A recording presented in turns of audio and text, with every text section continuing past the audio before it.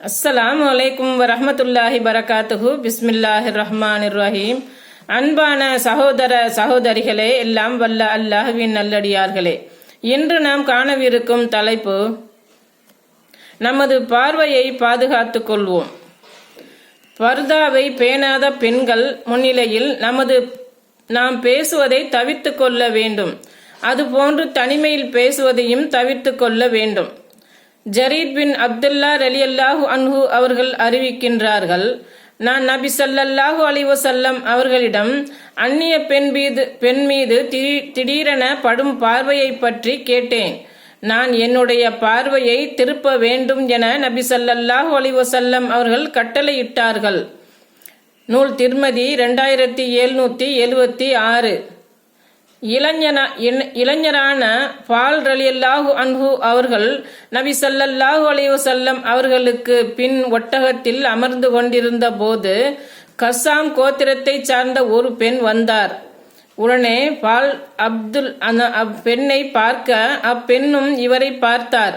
இதை கவனித்த நபி ஸல்லல்லாஹு அலைஹி வஸல்லம் அவர்கள் பாலின் முகத்தை வேறு திசையில் திருப்பினார்கள். அறிவிப்பவர் அப்துல்லா பின் அப்பாஸ் ரலியல்லாஹு அன்ஹு, புகாரி 1513. இதை கண்ட அப்பாஸ் ரலியல்லாஹு அன்ஹு அவர்கள், அல்லாஹ்வின் தூதரே, எதற்காக நீங்கள் உங்களுடைய சிறிய தந்தையின் மகனின் கழுத்தை திருப்பினீர்கள் என்று கேட்டார்கள். அதற்கு நபி அவர்கள், ஒரு இளைஞனையும் இளம் பெண்ணையும் நான் பார்த்தேன். அவ்விருவருக்கும் மத்தியில் ஷைத்தான் நுழைவதை நான் அஞ்சுகிறேன் என்று கூறினார்கள்.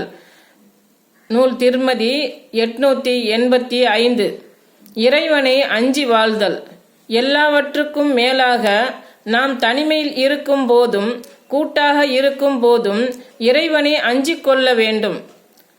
தவறான பத்திரிகைகள், தொலைக்காட்சி காணொளிகள், இணையதளங்கள் போன்றவற்றை பார்ப்பதை விட்டும் நம்மை பாதுகாத்து கொள்ள வேண்டும்.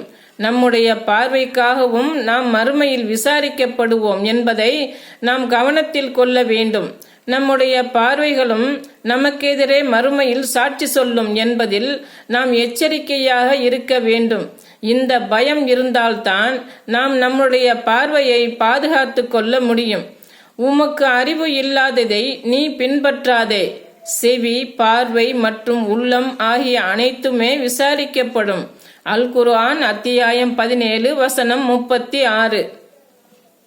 அல்லாஹ்வின் பகைவர்கள் நரகை நோக்கி திரட்டப்படும் நாளில் அவர்கள் வகைப்படுத்தப்படுவார்கள். முடிவில் அவர்கள் அங்கே வந்ததும் அவர்களுக்கு எதிராக அவர்களின் செவியும் பார்வையும் தோள்களும் அவர்கள் செய்து கொண்டிருந்தவை பற்றி சாட்சி கூறும்.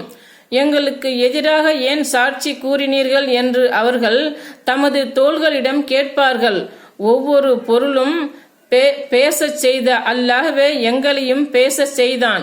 முதல் தடவை அவனே உங்களை படைத்தான். அவனிடமே திரும்ப கொண்டு வரப்பட்டுள்ளீர்கள் என்று அவை கூறும். அல் குர்ஆன் அத்தியாயம் 41 வசனம் 20. கண்களின் சாடைகள் மூலம் செய்யப்படும் துரோகத்தையும் உள்ளங்கள் மறைத்திருப்பதையும் அவன் அறிவான். அல் குர்ஆன் அத்தியாயம் 40 வசனம் 19.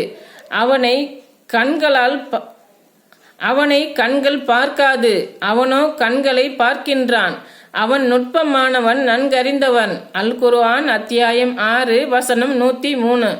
இறைவன் என் நேரமும் நம்முடைய கண்களை பார்த்து கொண்டிருக்கின்றான் என்கிற இறையச்சம்தான் தவறான பார்வைகளை விட்டும் நம்மை பாதுகாக்கும் திரையாகும்.